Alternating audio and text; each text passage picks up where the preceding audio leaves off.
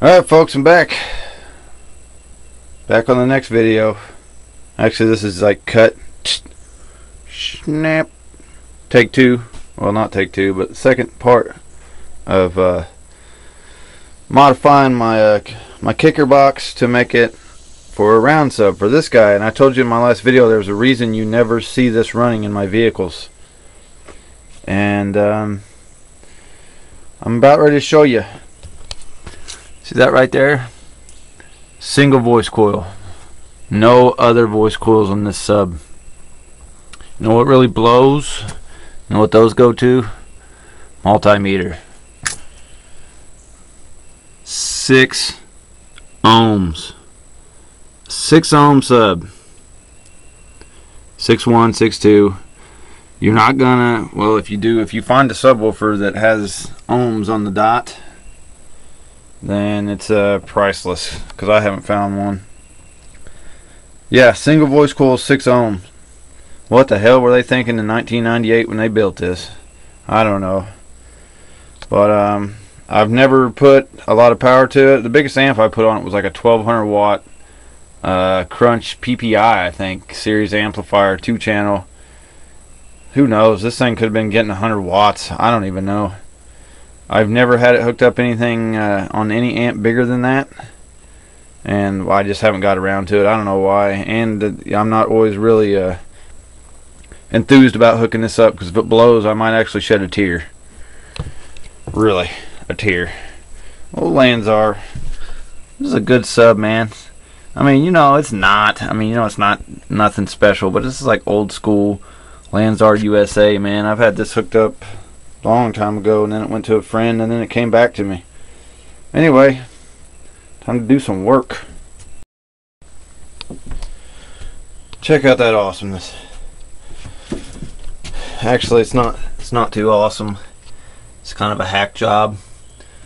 I know I need to invest in a router, and I will one day. I really will. I want a router bad. It's just every time I look at them, they're like, you know, like 50-60 bucks for a cheap one, and when I get one I have to learn how to use it, which I hear is really easy. But yeah, until then, I love this jigsaw right here. Is awesome. It was like 20 bucks at Walmart.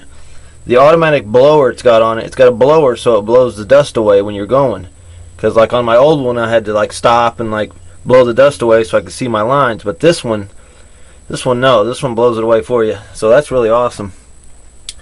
What I did was to measure this hole, I used my old school Lanzar there and put it upside down and traced around the outside, and then I measured in and made a line here, line here, line here, line here, etc., and then just went around free-handed and kind of like connected the dots all the way around.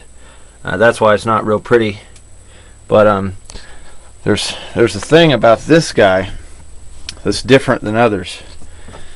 See, this one, nothing special under there. It all kind of curves in, you know what I mean? How it like goes in like this.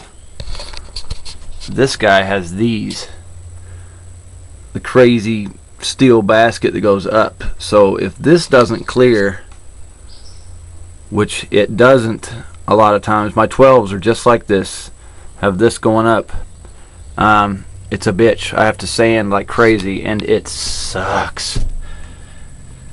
So I'm getting ready to see how lucky I am. This guy fits in there no problem, and I'm really kind of excited about how well that one fit. But this guy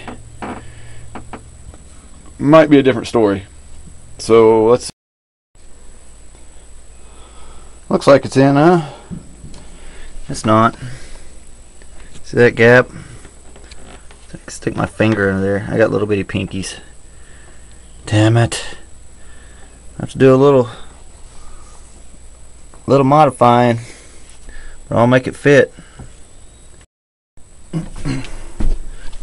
Well, took a little modifying, and I usually when I can't get my subs to fit flush in a box, like a lot of times I'll cut it too small rather than too big, because I can always trim around the edge. But if you get it too big, your screw holes here are not gonna be having anything to screw in. So I always go too small, but I usually sand and make it fit, which, wow, sucks bad.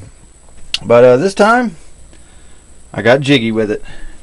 Now we're sitting pretty much flush. Now I have just a little pinhole under there, and that's because my dumb ass put these screws right here in the way, to where I modified this box and put this extra plate on here to make this from a round or a square kicker box to a circle box.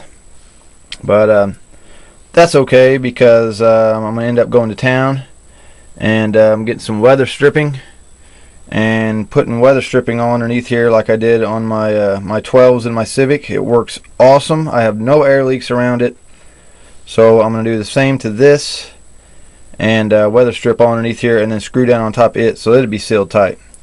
But what I'm gonna do right now is I'm gonna take this out, I'm gonna do some sanding, and I'm gonna do some painting, and I'm gonna go ahead and paint the bottom and then run to town. So give me a minute and I might be able to show you what it's like sanded and painted.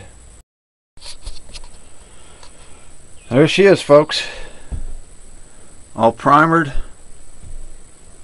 I realized the hard way, you don't try to spray paint a box without primering it first, because it looks like shit.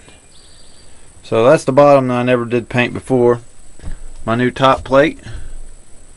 And I almost forgot that I had a seal going along the edge, all the way along the edge over there, up in here, that wasn't completely sealed tight. So I went on the inside and I caulked all around the inside, you know, like on the edges in here. So it should be sealed pretty tight. Now I gotta wait for the caulking to dry and the primer to dry, and then I'm gonna paint her black tomorrow.